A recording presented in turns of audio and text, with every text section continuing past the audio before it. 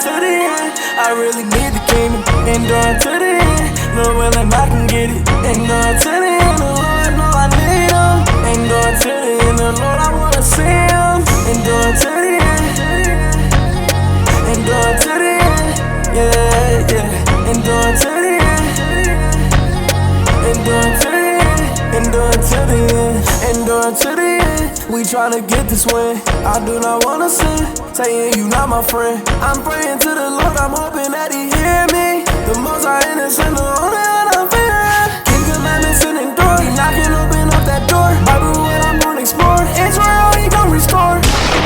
That Lord, get him what I'm looking for. Hating what you looking for. You're not gon' read anymore. Endure to the end. Thank God is due to Yahweh by Shemiah Shai. Clap it up for the brother, part it out mightily through the spirit. You will read it, you will read on the other side. Kind, you gonna be my other readers as well, right? Kind! All praise and double honor is due to the Most High, right? The word is going out. Bring out Psalms 133 verse 1. Bring out Sirach chapter 25 verse 1. And I'm gonna add these to the brother's points and to your question, but I would just want to make a quick statement if that's okay. Bring it out, King. The book of Psalms chapter 133 verse 1. Behold, how good and how pleasant it is for brethren to dwell together in unity. This is found beautiful before the Most High God, asking questions, answering questions, men getting edified through the Spirit, being in the comfort and being around brothers who are like-minded, willing to follow after the Most High God, right? Clap it up again for the Most High. This is absolutely beautiful, right?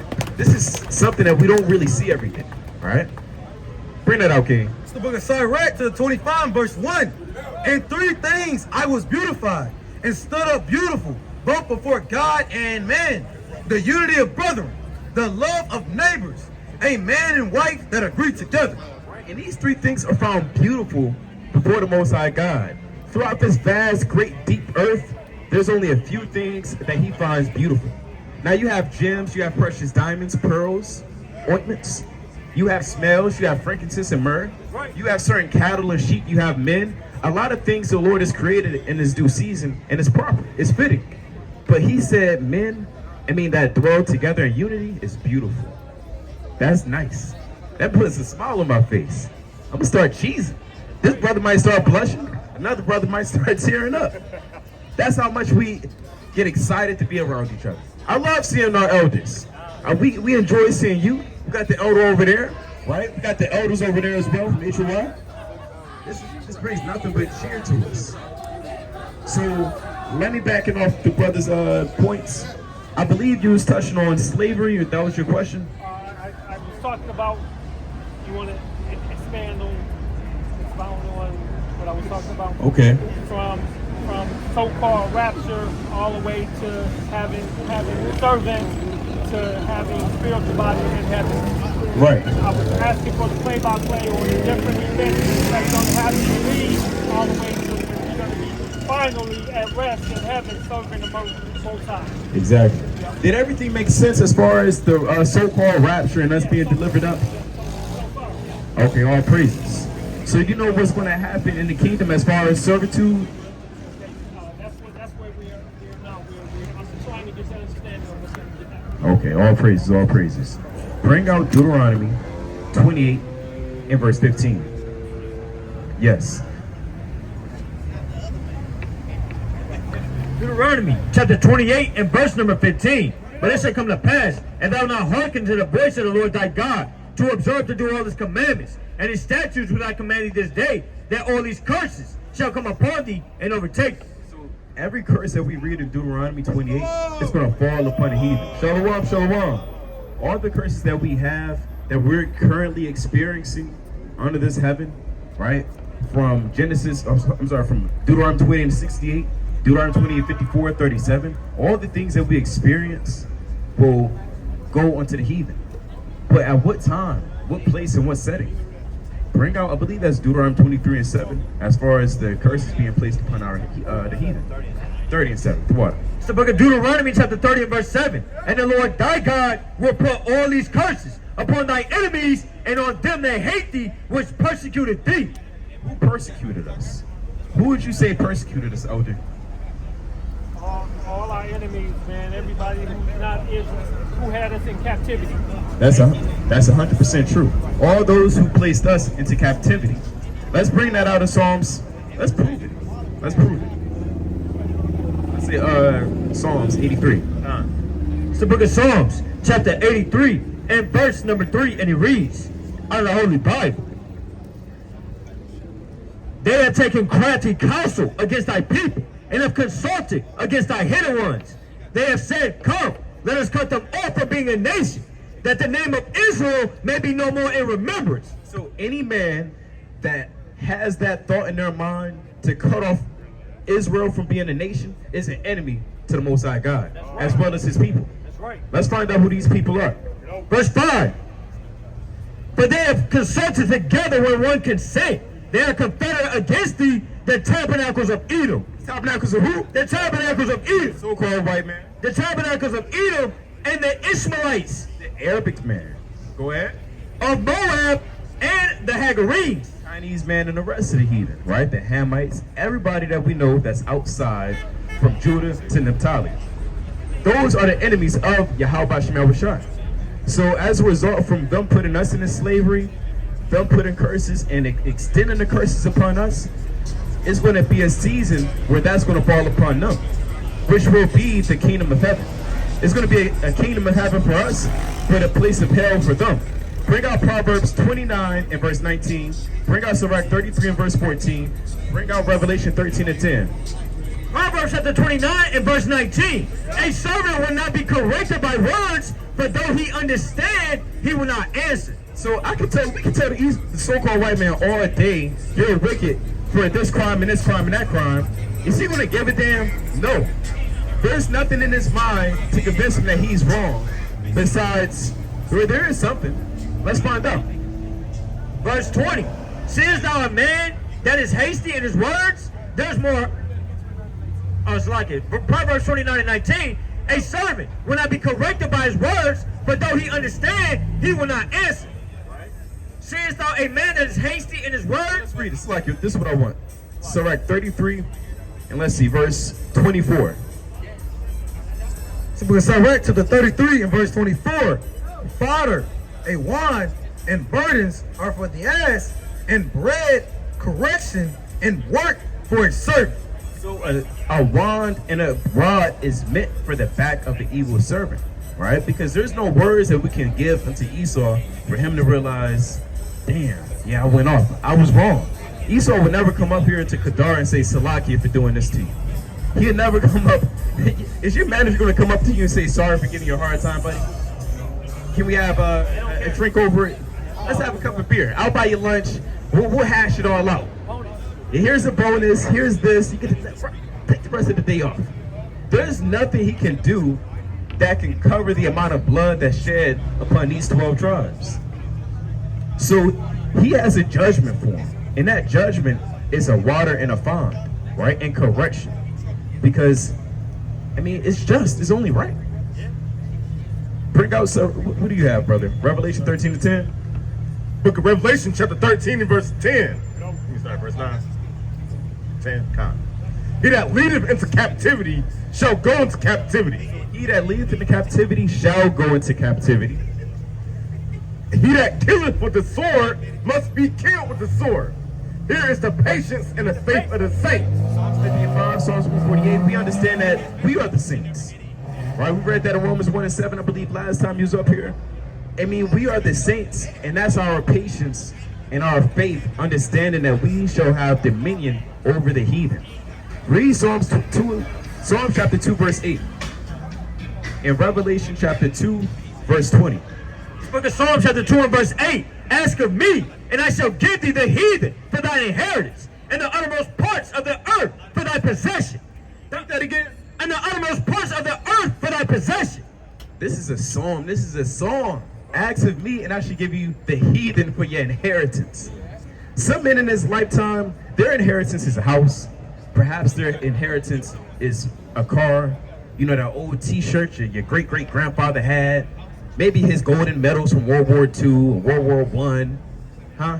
A couple dollars, maybe some land, something. A signed autograph by, anybody, a trust.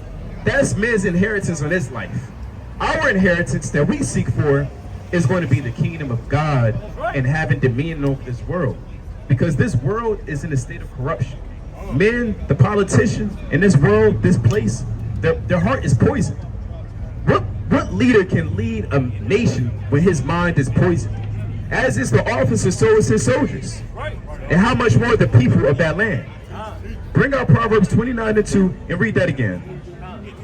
Psalms chapter 2 and verse 8. Ask of me, and I shall give you the heathen for thy inheritance. Now we understand according to Matthew the 6th chapter that the Lord said, ask and you shall receive. Every brother up here, raise your hand if you ask the Lord for servants. I don't see not one hand down. Hey brother, I'm tired of cleaning the dishes, brother. I'm tired of these household chores. Where's my servant? Bring out Psalms 130:1. Bring that out, King. Proverbs to the 29 and verse 2. When the righteous are in authority, the people rejoice. But when the wicked bear rule, the people mourn. People are in a state of mourning. People are crying. People are getting that heroin. Getting that tight ass rubber band wrapping around their wrists. And they're shooting themselves up to Nirvana. Because it lightened up the spoon, they burn. Because that's the closest thing to heaven that they have. Fulfilling the flesh in this world is the closest thing that euphoria that you feel. But the euphoria that we're going to feel is something that man cannot comprehend. Bring out Proverbs 28:15. Book of Proverbs 28 verse 15. As a roaring lion and a raging bear, so is a wicked ruler over the poor people. I mean, what is Trump but a roaring lion? There was a man on the news. He was speaking about the homeless, and he said, "Kill him." He said, "Kill him." You can look it up. He said involuntary injections, and then he said kill him on Fox News. Don't take my word for it. Look it up. Just said it yesterday. I put it in the chat. Somebody pull it up. Pull it up, damn it. Hold that. Go to Psalms chapter 72 and verse 4. Right? Hold this. We're going to pull it up because this is madness. He said, kill him.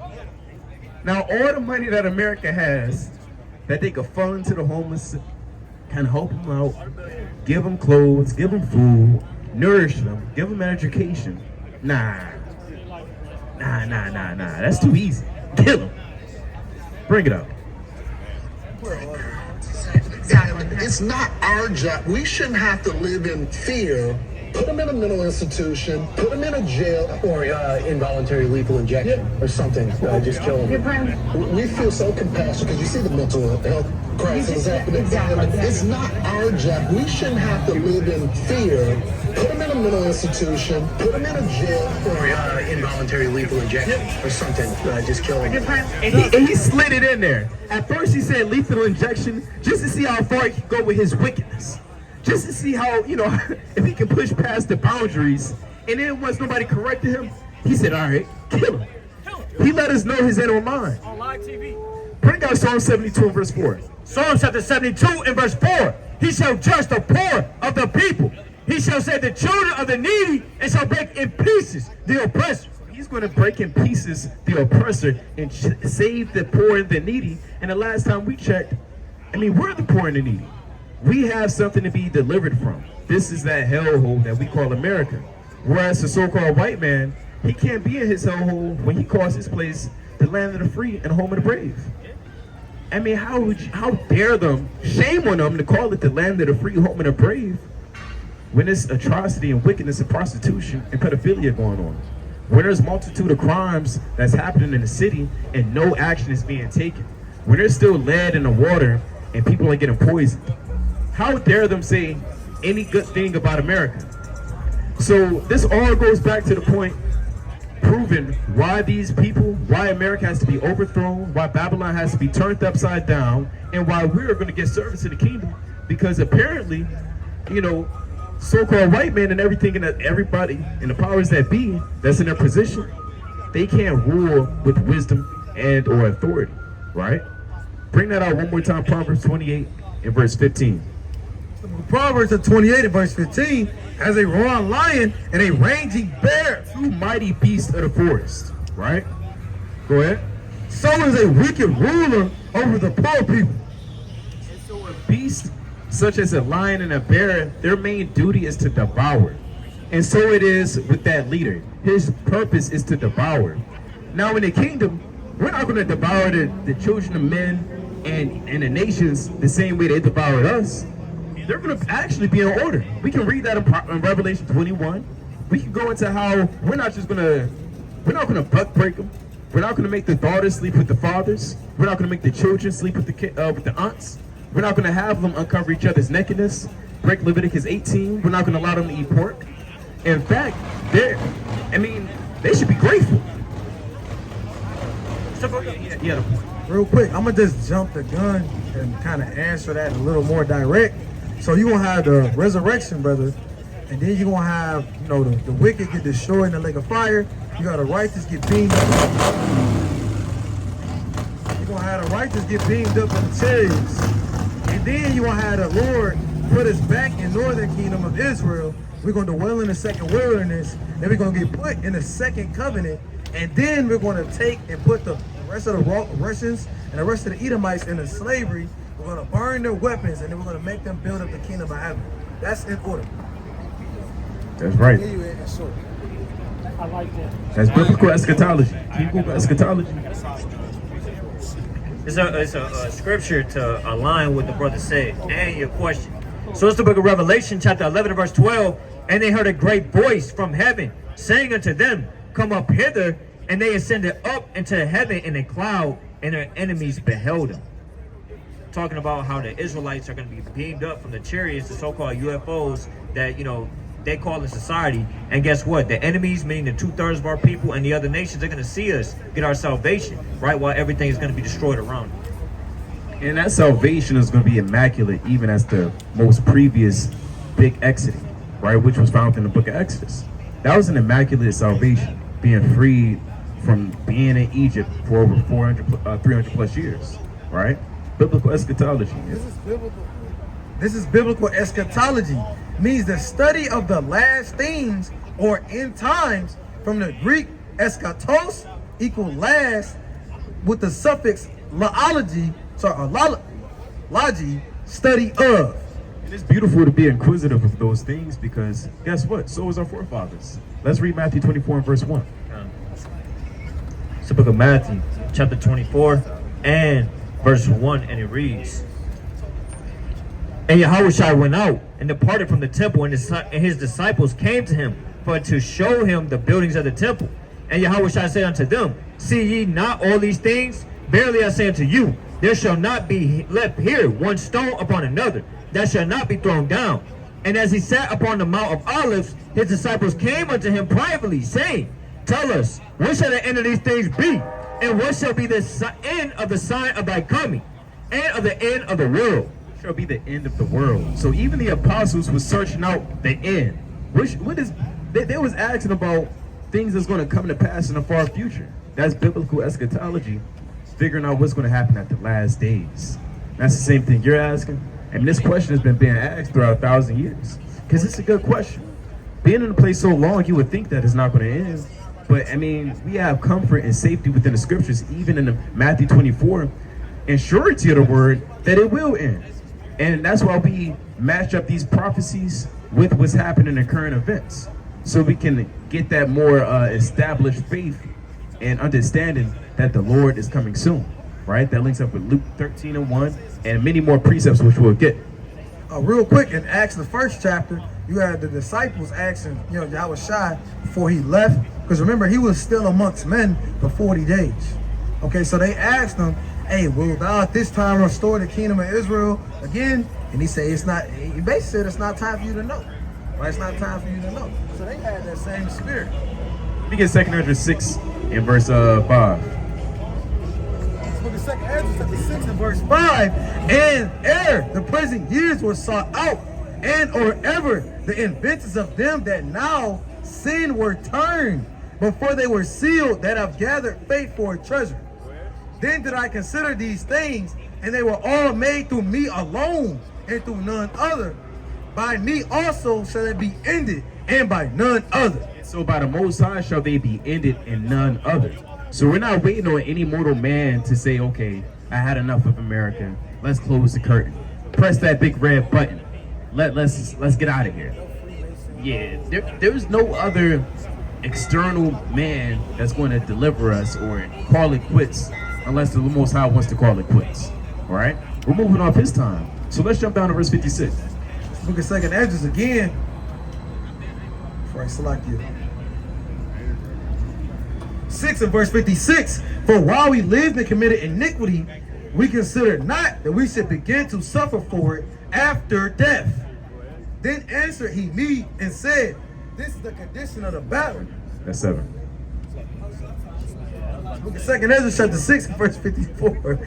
And after these, Adam also, whom thou madest Lord of all thy creatures, of him come we all, and the people also whom thou hast chosen. All this have I spoken before thee, O Lord, because thou madest the world for our sakes. The world is made for us, and that's very important. Bring out Wisdom of Solomon 5:1, because we're going to go back to that. And Ezra is speaking for his people. Ezra is an Israelite. He said for our people. Go ahead. Book of Wisdom of Solomon to the 5 verse 1. Then shall the righteous man stand in great boldness before the face of such as have afflicted him and made no account of his labor. And who was afflicted? We read that earlier in Deuteronomy. We read how man was afflicted by that baron, by that ruler, who we call Trump. He afflicting us day in and day out. Continue. And it reads, when they see it, they shall be troubled with terrible fear, and shall be amazed at the strangeness of his salvation. They is referring to the other nations in the same way that man was always marveled at the success and the deliverance of Israel. So shall it be in these last days. Imagine seeing a so-called black man return with the ship, and he's delivering up all these people of color. Men are going to lose their mind. I believe it was in the news I saw earlier this week, and whether it be true or false, we understand that the so-called UFO has these capabilities. And in this video, it was a UFO running through space, running through the sky, soaring, flying like an eagle. And so Esau, out of his vain mind, he had one of his military weapons, aircraft, or whatever he may have, and shot at it, and it bounced off of it. And they was marveling. They was in the news and they said, well, look, we don't know what this is. We have no idea. We're pretty damn scared. It has the ability to, he said it has the ability to reflect our missiles. They were pretty nervous, you know. It defies the physics. Moves up, down, propels, every which way. Because the airplane that we currently have, it has to move off of physics. You can't just put an airplane together any type of way and just say it's going to fly. But this airplane, this UFO defies the physics. It does up, down, all around. It's kind of go in a circle and shoot arrows and lightnings and so on and so forth, right? And so they vanish in thin air. And so, see, they're going to say that. Well, what's this? What's going on, right? They're going to be marveling at the salvation of Israel. What is this? Who are these men that we sometimes had in derision? Let's read it. Wisdom of Solomon chapter 5 and start at verse 2. When they see it, they shall be troubled with terrible fear. They're going to be troubled, man. And shall be amazed at the strength of his salvation, so far beyond all they that look for. And they repenting and groaning for anguish of spirit shall say within themselves, this was he whom we had sometimes in derision. This is he who we had sometimes in derision. And that's Deuteronomy 20 and 37. This is that nigga that I told him if he's late, you're fired. This is that same man that I spit on. This is that same man. What verse is that? Verse 3. And a proverb of reproach. We fools, account of his life madness, and his end to be without honor. How is he numbered among the children of God, and his lot is among the saints? How is this man numbered to be a saint of God? Don't they kill each other? His lot among the saints, therefore have we erred from the way of truth, and the light of righteousness hath not shined unto us, and the sun of righteousness rose not upon us. We wear ourselves in the way of wickedness and destruction. Yea, we have gone through deserts where there lay no way. But as for the way of the Lord, we have not known it. So as for the way of the Lord, these heathen, they have never known it. That's 2nd Esdras. I believe that's 3 and 23, right? Or 2 and can brothers pull that Bible, Shar? 2nd Esdras, I want to say 2 and 32, right? The precepts the heathen have not known. 3 and 30. This is the book of 2nd Ezra, chapter 3 and verse 36. Thou shalt not find by Israel by name have kept thy precepts, but not the heathen. Right? Ultimately, down to the core of the heathen, they don't desire to search out the Lord. Us, we believe in God. Their God is fine gold. Their God is money. Their God is the people that they look at in the mirror. And so when it comes to us, the Israelites, we have a reason to believe because, I mean, what else are we going to cleave into? What else is there to help us and to give us deliverance? Nobody. Go ahead. That's it, man. That's the last verse. 2nd Ezra 3 and 36. Thou shalt find by that Israel by name have kept thy precepts, but not the heathen. The heathen. The heathen don't know about the Bible and Psalms 147, right? They don't understand the true totality, right? If they did, they wouldn't make him to be Yahushua. If they really knew about the Bible, they wouldn't have said that Christ is a so-called white man with blonde hair and blue eyes, right? So we're going into the deliverance of our people, how we're going to be brought up into the chariots in a magnificent way, right? And they're going to be, oh, you had another question? No, I just wanted you to repeat what she said. You gave me a good synopsis of what I wanted to hear, but it was so fast. You know, Yeah. So I mean, also brothers got it numbered. I'm just going off the dome. So the first thing first, you said from the resurrection, right? So you got a resurrection. Every eye shall see him. Y'all shall going to come back, right? And everybody's going to, the dead, the righteous and unrighteous are going to be raised back up. Okay. If you're wicked, you're going to be destroyed. If you're righteous, you're going to get beamed up into a chariot. That's our salvation. Okay. When getting beamed up into this chariot, we're going to get an immortal body. That's 1 Corinthians 15 and 52. Okay? Everybody's going to have an immortal body. Then we're going to go and dwell in the wilderness in the northern kingdom part of Israel. And there we're going to be walking for however many years with Yahushua. And he's going to bring us into the covenant. That covenant is not only a new body or mortality, but it's the laws in your mind. Right? So that's when we get the laws in our mind. Then we're going to go on a hunt to put the last kingdom, which is going to be Russia, Gog and Magog. We're going to put them in slavery, put them in subjection, them and the rest of the other nations. And we're going to make them build up the kingdom of heaven. After making them build up the kingdom of heaven, in the midst of it, we're going to destroy and burn all the weapons of war. They're not going to have no more nukes to throw at you. They're not going to have no more bombs and B-2 bombers and Satan 1, Satan 2. We're going to burn all of that, and then we're going to rule in righteousness. And then we're going to, obviously grow, multiply on lands, give the heathen their allotted lands, and that's our time for the continue. We got brothers numbers. Micah 4 and 4, right? It's a lot of precepts. Like a lot of precepts. Okay. All praises. You had any more questions? Who next? Okay. Okay.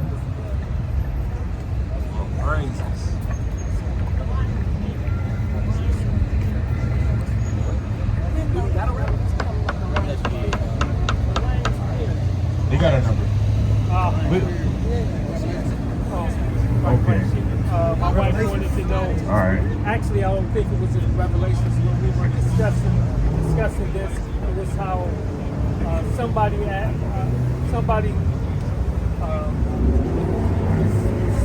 talking to God, saying they would go out and do this job for God. Lion spirit put some false, deceitful lion spirit in. That's my First Kings. Chapter. Talking about the prophet and told the prophet. First Kings 22:19. Yeah, that ties into Deuteronomy 18 chapter as well. There's a prophet that's going to say, X, Y, and Z. This is of the Lord, but it's not. Those are those false prophets. We'll close out with this last verse if that's okay. All right, and then afterwards you got a Numbers 2 for the Spirit. We're going to close out with this verse. 22. It's the book of 1 Kings, or Salaki, yeah. 1 Kings chapter 22, I believe, verse 19. Verse 19, and he said, Hear thou therefore the word of the Lord. And I saw the Lord sitting on his throne, and all the hosts of heaven stand by him, on his right hand and on his left. And the Lord said, who shall persuade Ahab that we may go up and fall at Ramoth Gilead? And one said on this matter, and another said on that matter. And there came forth a spirit and stood before the Lord and said, I will persuade him. And the Lord said unto him, wherewith he said, I will go forth, and I will be a lying spirit in the mouth of all his prophets. And he said, thou shalt persuade him and prevail also. Go forth and do so. Now therefore, behold, the Lord hath put a lying spirit in the mouth of all these thy prophets, and the Lord has spoken evil concerning thee. As we read in the book of Job, the deceived and the deceivers are his. So if the Lord sets man up just for him to fall, I mean, that's for a greater purpose, so he can be made an example for the nation and or for just anything, right? Because the Lord's going to do whatever so he will, the same way we read in Proverbs 21:1. I mean, as is the waters, so is the king's heart in the Lord's hand. Sirach 18:1, we know that the Lord has the earth in the palm of his hand. So, that makes sense? Yeah, but he would only send these lying spirits to evil men, evil kings, evil... The Lord can do it to anybody. He could do it to a righteous man just to kind of test him, to try him. Because that's what happened. He tested him. First of all, the Lord told that prophet Jew, don't eat nothing. Go up to Samaria. Right. Then another old man came out of his hut and said, yeah, you can eat. The Lord told me to say that. The Lord ain't confused, man. He's not going to say eat and don't. The Lord said he's not the author of confusion, 1 Corinthians 14, 31 down. All right. So with that, our Barat Desire Israel's been edified through the spirit and power of Yahweh Shemel Washai. All right, we're going to close out. Mighty camp, mighty questions. Brothers brought that out mightily through the spirit. Clap up for the elder for coming back out. All praise the Most High. Came out mighty with the fringes. Beautiful to meet you again, King.